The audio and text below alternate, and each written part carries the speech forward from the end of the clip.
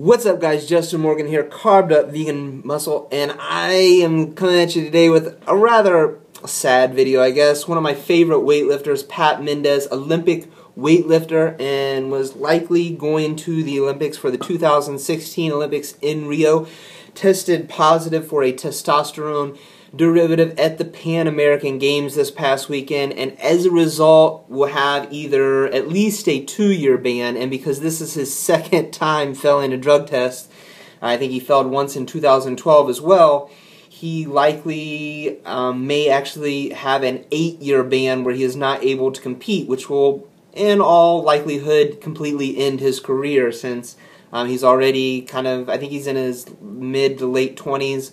So an 8-year ban would put him at least in his mid-30s by the time he's able to compete again, and then he wouldn't be able to actually compete at another Olympics until he was at least in his late 30s, because he would have to wait for the next Olympics to come around at that point, and he would have to qualify. So as a result, that's probably the end of Pat's career. Pat's had a really hard time competing with the USAW. He's had a lot of adversity, and in terms of his ability to get in and be eligible, so it's kind of sad to see that in a lot of ways.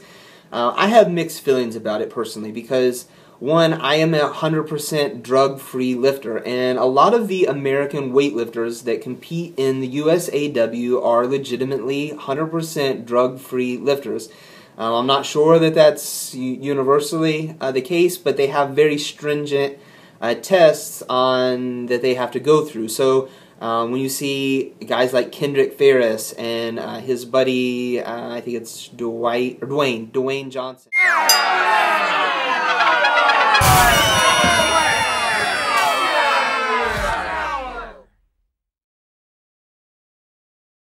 Or Colin Burns.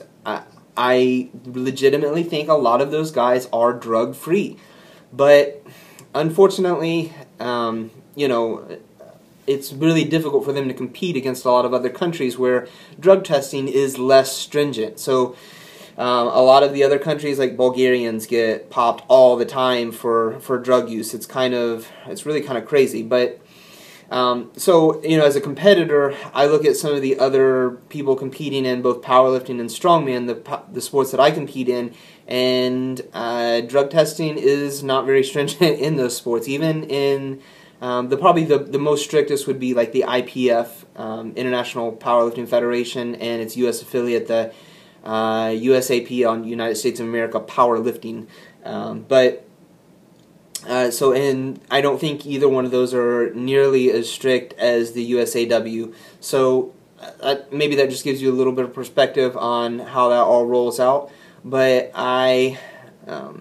you know, in terms of myself as a weightlifter, I also want to see weightlifters do well. And a lot of times I think that American weightlifters have a difficult time compared to other countries because we're not using a lot of the substances that they are able to get away with using. Don't know if that's 100% true, don't quote me on that, but I think it's probably a likely scenario. So, unfortunately, Pat is busted. I think he's at least out of the 2016 Olympics, and probably out of most of the ones after that. As for myself, there's a part of me that would really like to compete at a really high level and compete against drug-tested lifters and you know, do really well, beat them, and you know, compete at the highest level that I possibly can with my own genetic potential.